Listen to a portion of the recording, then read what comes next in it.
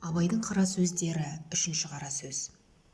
Қазақтың бірінің біріне қаскүнем болмағының, бірінің тілеуін бірі тілеспей тұғынының, рас сөзі аз болатұғынның, қызметте таласқыш болатұғынның, өздерінің жалқау болатұғынның себебі не?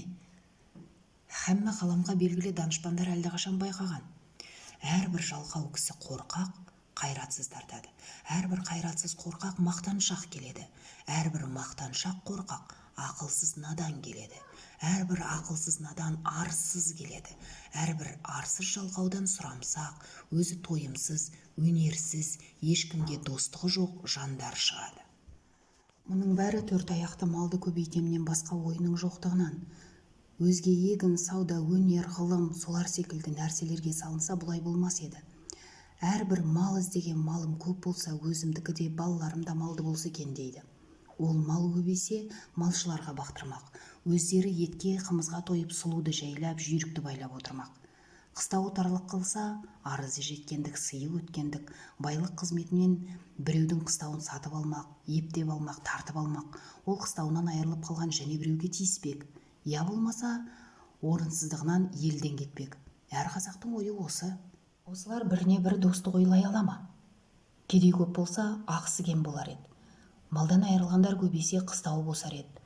Деп, мен ананы кедей болса екен деп, ол мені кедей болса екен деп, әуелде ішімізбен қас сағындық. Әрберден соң сыртымызға шықты. Жауластық, дауластық, партияластық. Осындай қастарға сөзім өтімді болсын, және де ептеп мал жеуға күшім жетімді болсын деп, қызметке болыстық, билікке таластық. Сонан соң не момынның баласы бөтен жаққа шығып еңбек қылып мал іздемейді, егін сауданың керегі жоқ болады. Өз басын өзі осындай таласпен кісі көбейтеміз деп, партия жиғандардың бүгін біреуіне, ертең біреуіне кезекпен сатады да жүреді. Ұры тыйылмайды. Ел тыныш болса, оның ұрлығын ешкім сүймес еді. Ел екі жары болған соң, кім ант ішіп, ақтап, арамдығын жақтап сүйемін десе, соған жақ болып сүйеніп, бұрынғыдан ұрлығын әлденеше асырады. Елдегі жақсы адамдардың бәрінің үстінен бекер өтірік шапты талады деген әртүрлі уголовный іс көтеріп арыз береді. Оған дознание тергеу шығарады. Өтірік көрмегенін көрдім деуші куәлер де әлдеқашан дайындалып қойған. Бағанағы жақсы адам сайлауға жарамас үшін. Ол адам басын құтқармақ үшін жамандарға жалынса, оның да адамдығының кеткені. Егер жалынбаса, тергеулі сотты адам болып, ешбір қызметке жарамай басы қатерге түсіп өткені.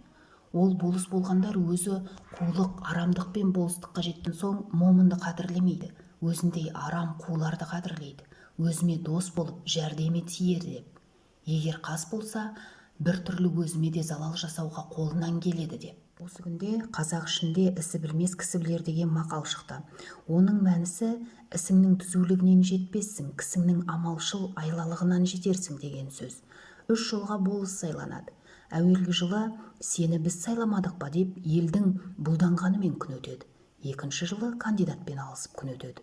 Үшінші жылы сайлауға жақындап қалып тағы да болыс болып қалуға болар ма екен деп күн өтеді. Енді несі қалды? Осы қазақ халқының осындай бұзықшылыққа тартып жылдан жылға төмендеп бара жатқанын көрген соң менің ойыма келеді.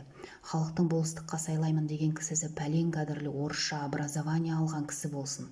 Егер де орталарында ондай кісісі жоқ болса, яки бар болса да сайламаса, уездный начальник пенен военный губернатордың назначениесімен болады десе, бұл халыққа бек пайдалы болар еді.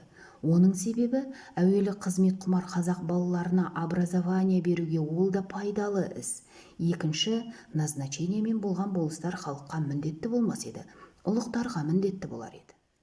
Және назначение қылғанда тергеуі сұрауы барлығына қарамаса, өтірік арыз берушілер азаяр еді, бәлки жоғалар еді. Және әрбір болыс елде старшина басы бір би сайланғандық бұл халыққа көп залал болғандығы көрініп сыналып білінді.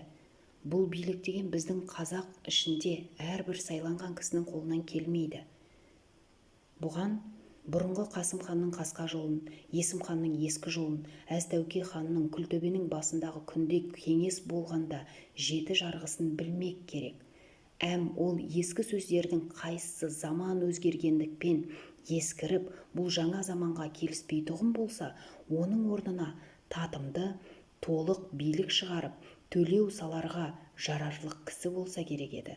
Ондай кісі аз, яки тіптім жоқ. Бұрынғы қазақ жайын жақсы білген адамдар айтыпты, би екеу болса дау төртеу болады деп.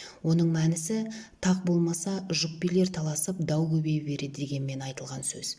Өйтіп би көбейткенше әрбір болыс елден толымды, білімді 3-ақ кісі билікке жыл келіспей сайланса, олар түссе, жаманшылығы әшкере білінгендікпен түссе, әйтпесе түспесе, ол билерге даугер адамдар қалмай, екеуі 2 кісіні билікке таңдап алып, үстіне біреуді посредникке сайлап алып, біте берсе, егер оған да ынтымақтаса алмаса, бағанағы 3 бидің біреуін алып, яки жеребемен сайлап алып жүгінсе, сонда дау ұзамай бітім болар еді.